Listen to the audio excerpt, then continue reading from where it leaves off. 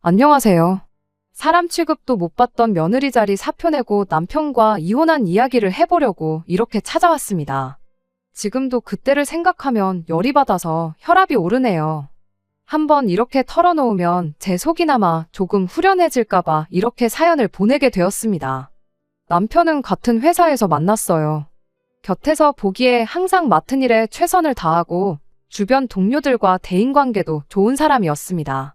같은 부서였지만 업무적인 일로 대화를 나눈 것 외에는 딱히 인연이랄 게 없었는데 몇 년 뒤 제가 이직이 결정되면서 남편이 이렇게 헤어지는 게 참 아쉽지만 한편으로는 참 잘 됐다면서 제 연락처를 물어왔어요. 말하기를 회사에서 사내 연애를 싫어하는 눈치라 그동안 말을 못 꺼냈는데 제가 이직을 하게 되면 그런 눈치는 이제 안 봐도 되는 거 아니겠냐면서요. 그때 연락처를 건네줬던 게 인연이 되어서 그 이후로 남편을 밖에서 몇 번 만나게 되었습니다. 그때 느낀 건 남편이 자상하고 속이 참 깊은 사람이라는 사실이었어요. 그렇게 얼마 지나지 않아서 저희는 연애를 시작하게 되었고 또 그렇게 2년간의 연애 끝에 결혼 이야기까지 오가게 되었습니다. 다른 건 몰라도 제가 일 욕심이 있는 사람이었다 보니 맞벌이를 유지한다면 그리고 맞벌이를 하는 만큼 살림도 똑같이 맞살림을 하고 아이가 태어나게 된다면 육아도 서로 공동의 책임으로 같이 하겠다는 이야기를 나누고 그렇게 결혼을 하기로 약속을 했지요. 2년간의 연애를 했지만 그동안 둘이서만 만났지 서로를 가족들에게 인사를 시켰던 적은 없었어요. 일이 바빠서 둘이서 만날 시간도 부족했던 이유도 컸겠지만 솔직히 시간이 많았다고 해도 굳이 양가 가족들에게 서로를 인사시켜가며 만나지는 않았을 것 같습니다. 아무튼 시부모님을 그렇게 결혼 준비를 하면서 결혼 허락을 받기 위해 한 번, 상견례 때 한 번, 그리고 결혼식 준비를 하는 동안 두어 번 만난 게 전부였는데 그 정도 만났다고 충분히 사람들을 파악했다고 생각할 게 아니라 조금 더 시간을 두고 사람들을 알아볼 걸 그랬다는 후회가 들었습니다. 저희 시어머니가 제가 주변에서 보고 들은 시어머니하고는 아예 차원이 다른 역대급 시어머니라는 사실을 그때는 몰랐거든요. 이제 와서 생각해보면 시어머니가 아예 작정하고 처음부터 본 모습을 숨기지는 않았던 것 같아요. 가족 간의 화합이 가장 중요하다고 늘 노래를 불렀거든요. 나중에 우리 집 와보면 알겠지만 친가 외가 할 것 없이 온 가족들이 다들 사이가 끈끈하다며 저도 한 가족의 일원으로서 같이 잘 지냈으면 좋겠다. 뭐 그런 식으로 몇 번을 말하셨어요.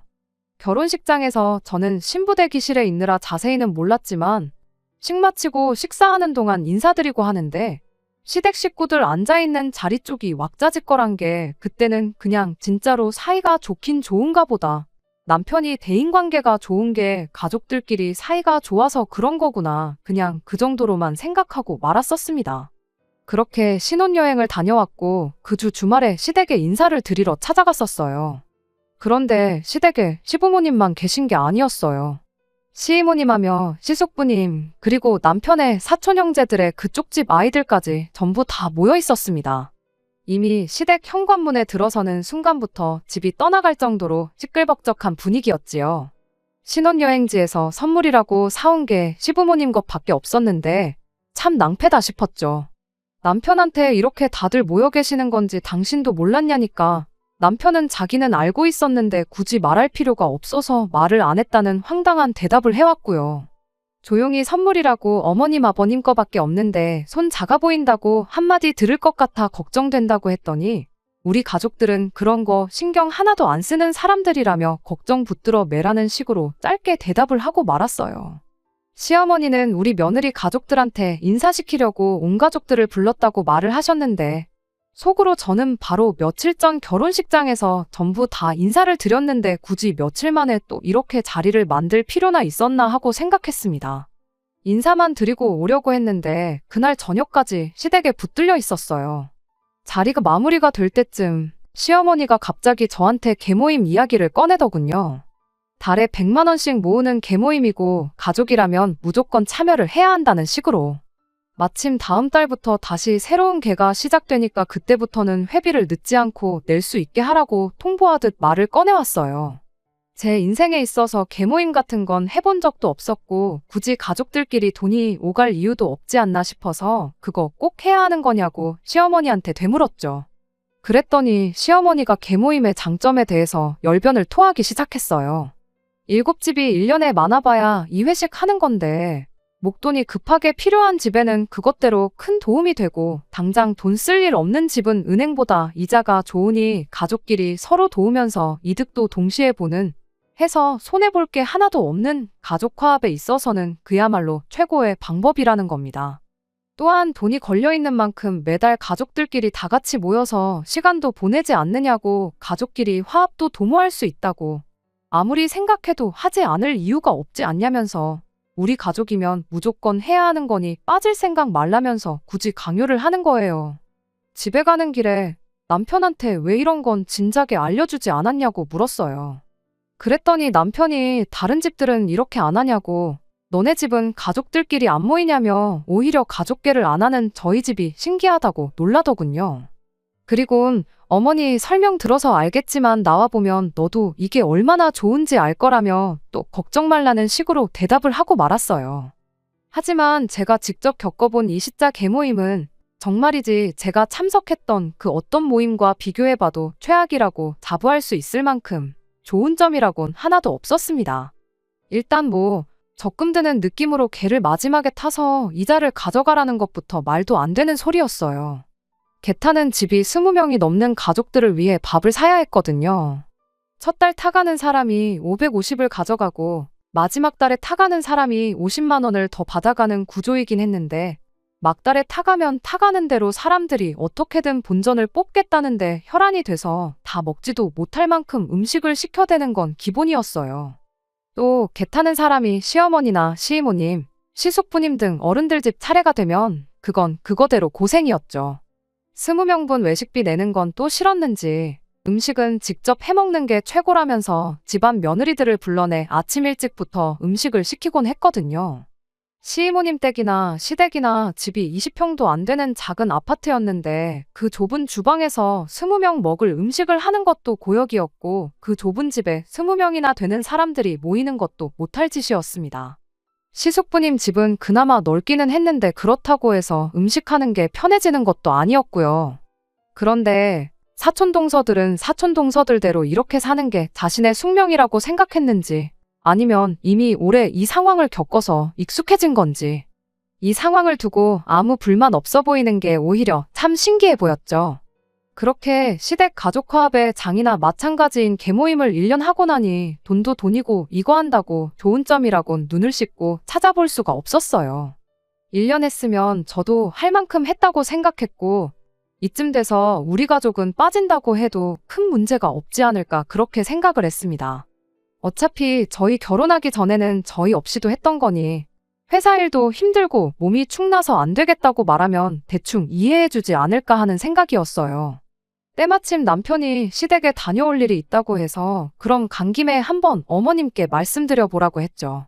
남편은 자기는 즐겁기만 하고만 뭐가 문제냐며 툴툴거리더군요. 내가 원래도 사람들 많은 데는 기가 빨려서 일부러도 피하는 성격인 거 알지 않느냐고. 그런데 요즘 회사 일도 바쁘고 시댁은 시댁대로 가고 계모임은 계모임대로 가고 한 달에 2-3번은 꼭 시댁 식구들하고 어울려야 하는데 그렇다고 친정집에도 똑같이 가는 거 아니지 않냐고. 솔직히 너무 스트레스 받고 힘들다고 이야기를 했어요.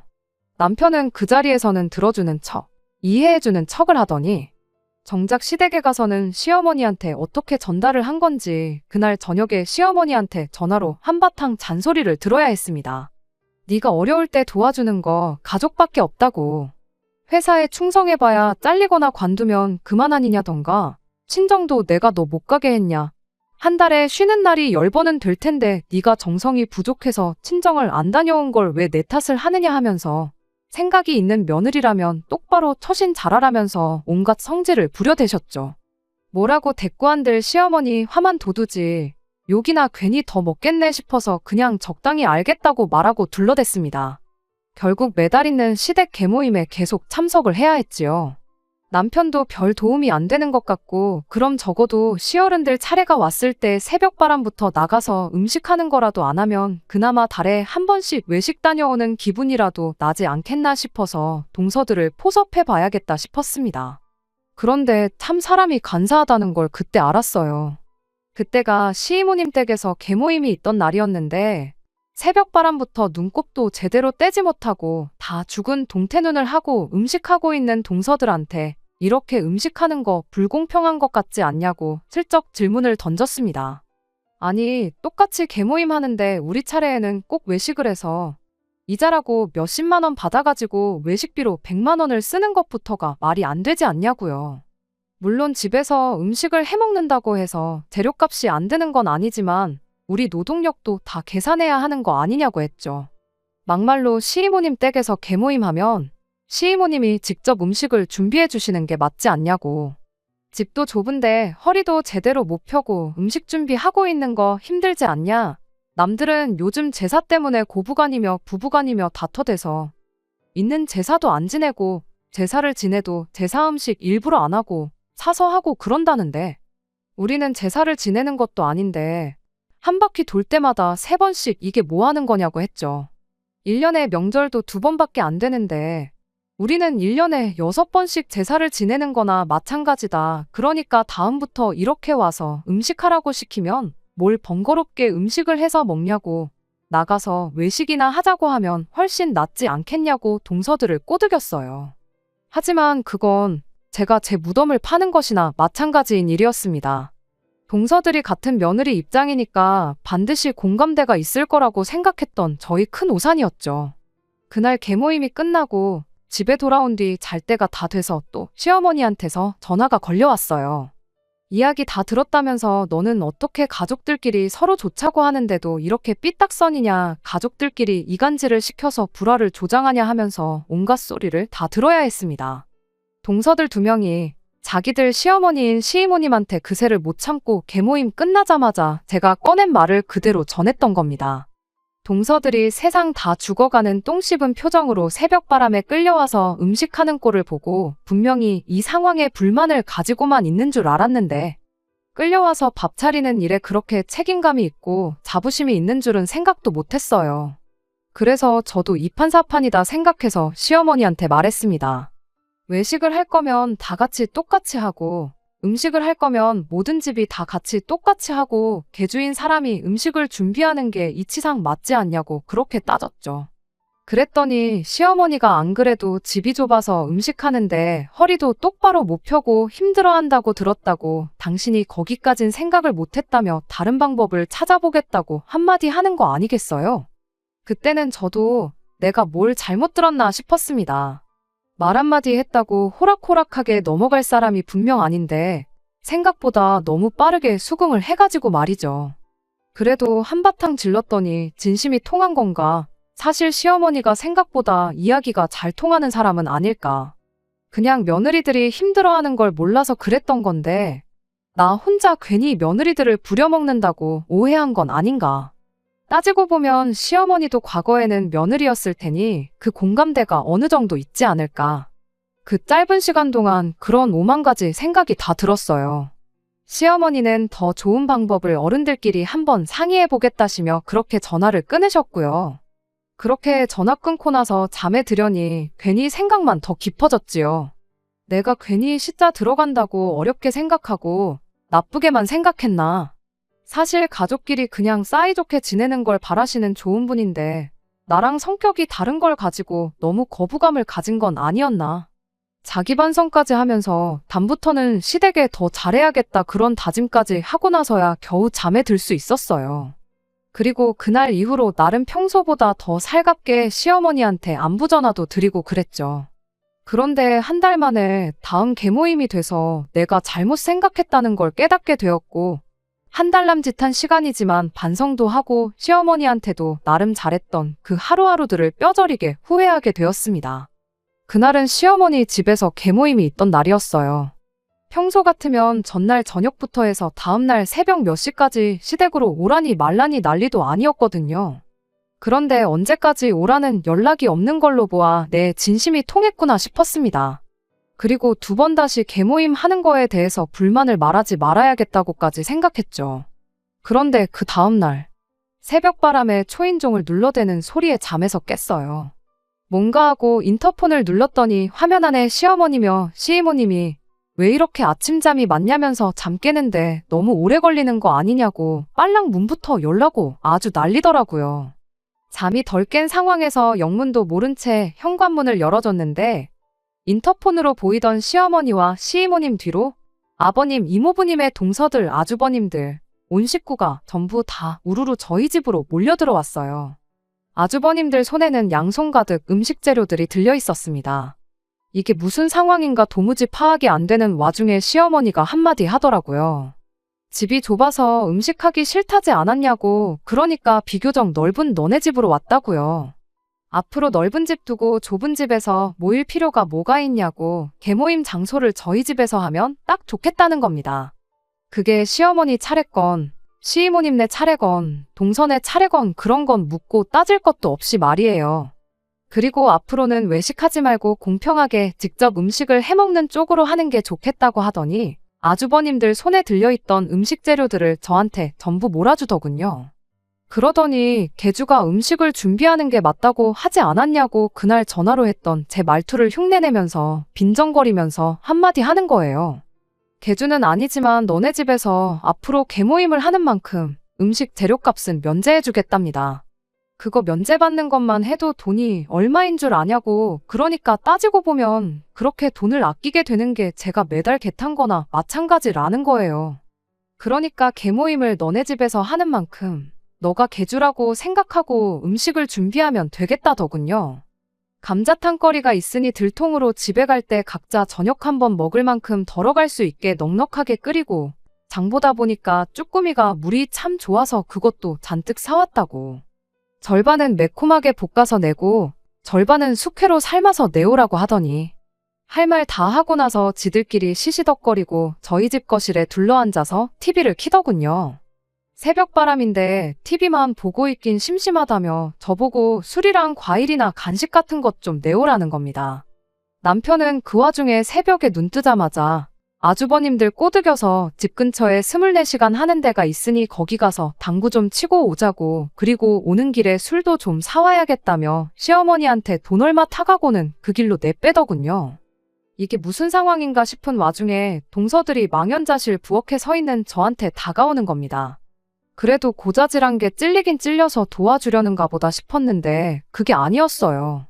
저 때문에 자기들 편하게 됐다고 참 고맙다고 하면서 아침 일찍부터 와서 피곤해 죽겠는데 잠깐 눈 좀 붙이게 바닥에 깔 이불이랑 덮을 것 좀 꺼내다 달라는 겁니다. 오늘은 동서 놀래켜주려고 일찍 온 거지 다음부터는 이렇게 새벽바람에 찾아올 일은 없을 거라면서 저보고 고생 좀 하라나요. 세상에 같은 며느리 처지라고 동지들이라고 생각했던 사람들이 고자질을 한 것도 모자라 이제는 저 시자들과 한통속이 돼서 저 하나만 부려먹으려는 속셈이 뻔히 보였어요.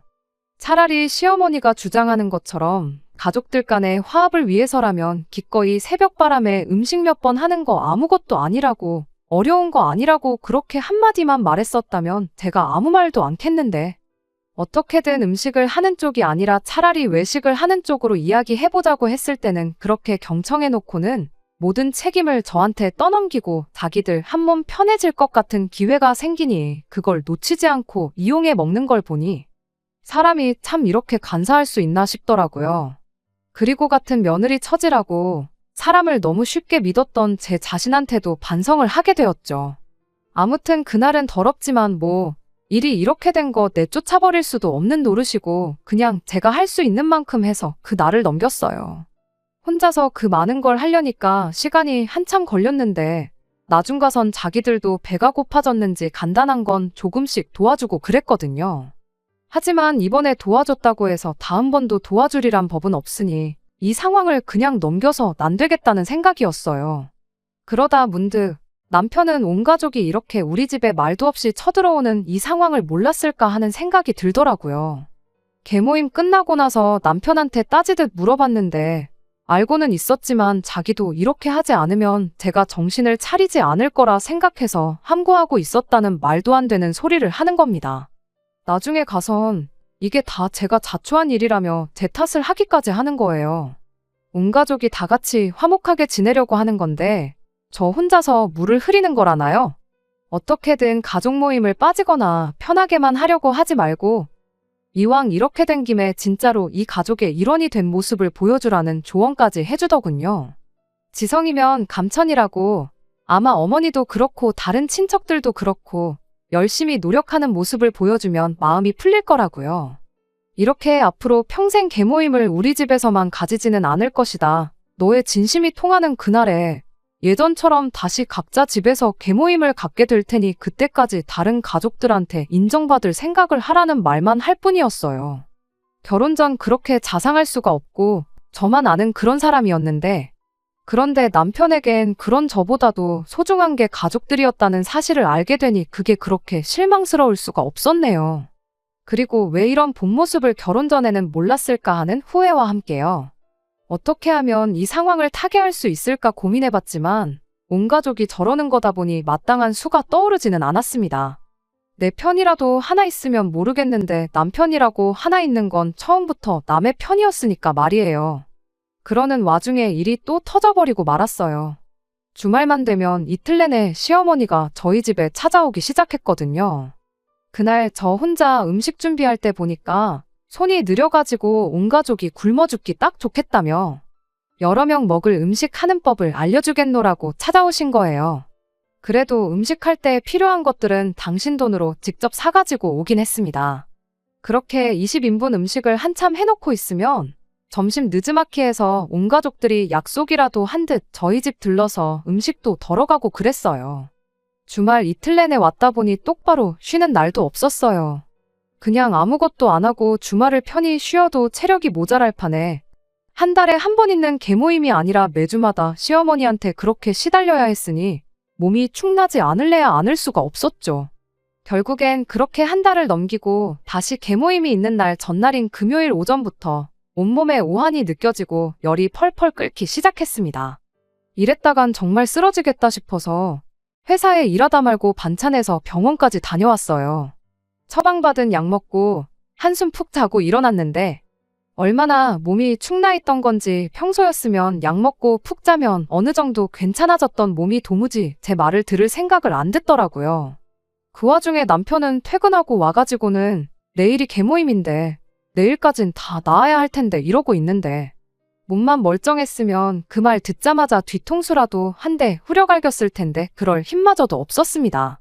계모임이 있어서 그 책임감에 그런 건 아니지만 그래도 어떻게든 컨디션 찾아보겠다고 혼자서 죽 끓여 먹고 처방받은 약 먹고 그리고 다시 잠을 청했어요. 그런데 밤 1시쯤 되니까 상태가 나아지기는커녕 더 악화가 되는 거예요. 가만히 있어도 몸이 벌벌 떨리고 손 하나 까딱하기 힘들 만큼 몸이 안 좋았습니다.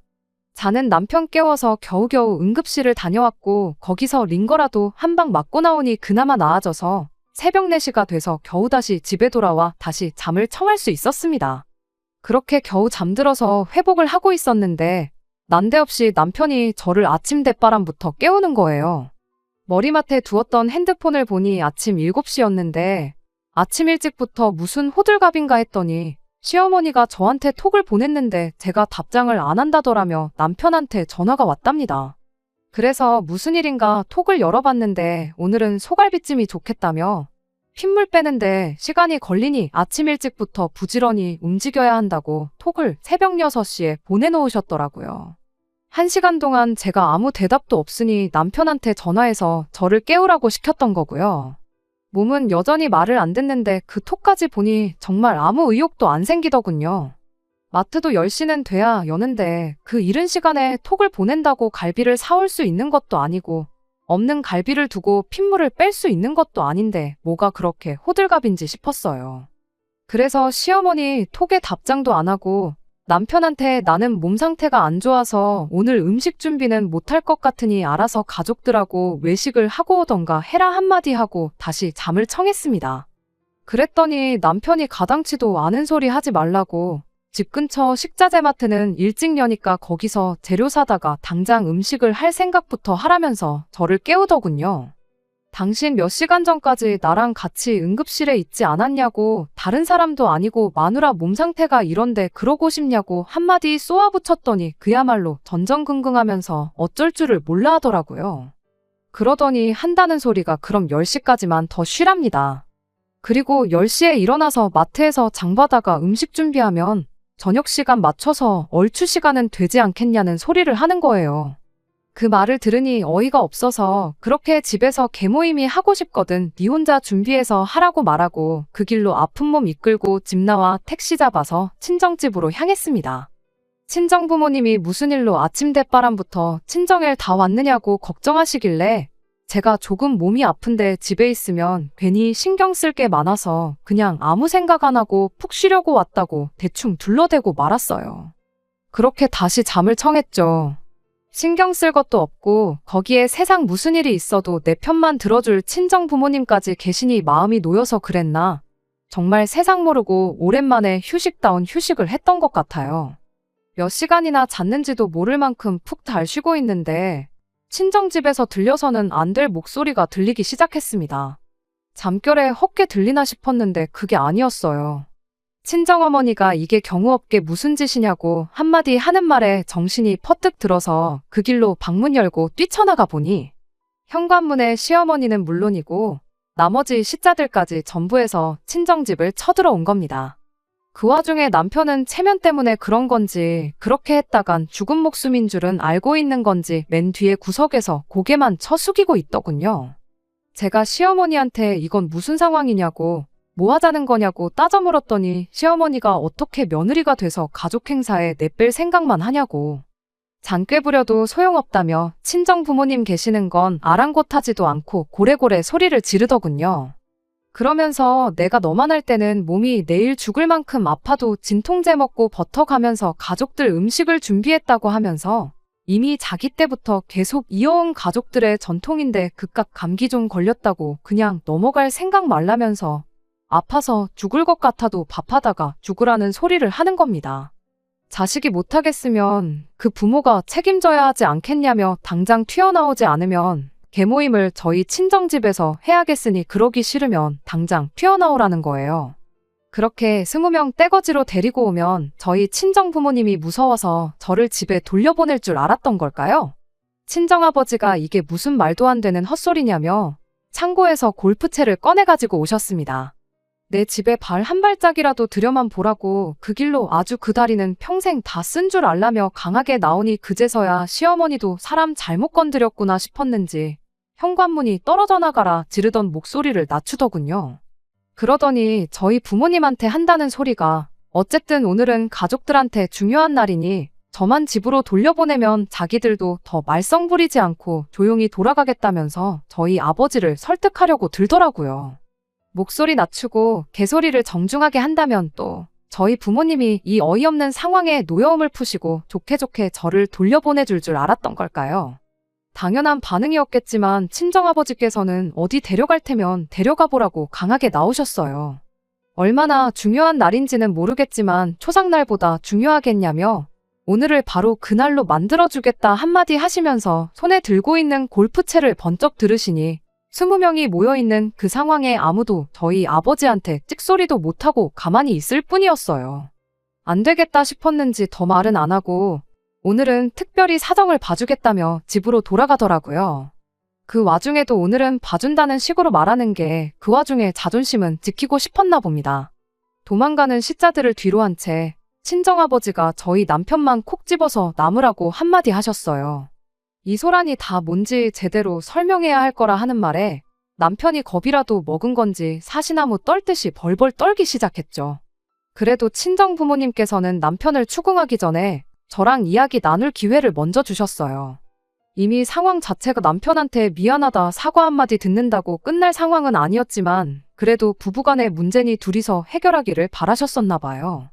남편도 이 상황에 저랑 결혼 생활을 이어가기는 글렀다 싶었는지 갑자기 잔병치레 한 번 없던 제가 아프다고 하는 게 개모임 하기 싫어가지고 꾀병을 부리는 줄 알았다고 하는 겁니다. 친정집에 가족들을 끌고 온 건 자기가 맞긴 하지만 자기는 애초에 저만 데리고 나와서 가족들끼리 외식을 하러 가자고 할 생각이었다네요. 그래서 저만 데리고 나가려고 혼자 친정집으로 올라올 생각이었는데 시어머니가 괘씸한 며느리한테 본때를 보여줘야겠다며 난데없이 따라 올라온 거고 다른 사람들은 재밌는 구경이라도 하겠구나 싶어서 쫓아 올라온 게 아니겠냐고 설명하는 겁니다. 사유가 어쨌건 간에 이미 이 집구석의 밑바닥까지 다 봐버린 상황에 굳이 남편하고 잘 풀어서 시댁하고 해결을 봐야겠다는 생각도 없었어요. 더 이야기할 것도 없겠다 싶어서 그 자리에서 남편한테 이혼하자는 소리를 꺼냈습니다. 그런데 남편이 이혼은 또 무슨 이혼이냐며 그렇게는 못 해주겠다며 제 앞에 싹싹 빌기 시작했어요. 그 꼴을 본 친정아버지께서 이미 20명 가까이 되는 사람들을 이끌고 저를 끌고 가겠다고 이 집에 찾아왔을 때 이혼당할 수도 있겠다는 생각은 못했느냐고 싹싹 빌 만큼 잘못한 일이면 진작부터 안 하면 좋았을 거 아니냐 한마디 호통을 치시니 아버지가 설마 자기한테 해코지라도 하겠다 싶었는지 그제서야 슬쩍 자리에서 일어나고는 알겠다 대답하고 집으로 돌아가더군요. 그 와중에 시어머니는 끝까지 자기 자존심이 더 중요했던 건지 가족끼리 다 같이 화목하게 지냈으면 하는 마음에 만든 모임인데 그 진심을 못 알아주고 내뺄 생각만 하는 제가 잘못한 거라며 끝까지 제 탓을 했어요. 당신도 집에 소란만 만드는 며느리를 가족으로 두고 있을 수는 없다면서 고집을 부려준 덕분에 그래도 이혼하는 데 있어서 그 어떤 잡음도 없이 빠른 이혼을 할 수 있었습니다. 그거 하나만큼은 다행이지 않을까 싶어요. 결혼 생활은 1년 반, 거의 2년 가까이 했지만 맞벌이 한다고 두 사람 사이에 애가 있던 것도 아니고 그 짧은 사이에 못 볼 꼴은 못 볼 꼴대로 다 봤으니 단 한 점의 후회조차 남지 않아 마음이 참 후련했네요. 그렇게 남편과 완전히 갈라서게 되었습니다. 이혼해서 다시 남남이 된 만큼 시어머니고 남편이고 다시 연락할 일도 없을 줄 알았는데 정말 생각지도 못한 사람들이 번갈아 가면서 저한테 연락을 해왔습니다. 그 집 며느리 노릇 하면서 식모 노릇을 자처하던 동서들한테서 말이죠. 이혼하고 나니 어떻냐니 주변에서 이상하게 보지는 않느냐느니 하면서 좋겠다고 자유의 몸이 된 제가 부럽답니다. 어차피 반반 결혼을 했고 맞벌이 생활 한 데다가 결혼 생활이라고 2년도 안 했는데 재산 분할을 할 것도 없었거든요. 그냥 공정하게 절반 딱 갈라서 이혼했어요.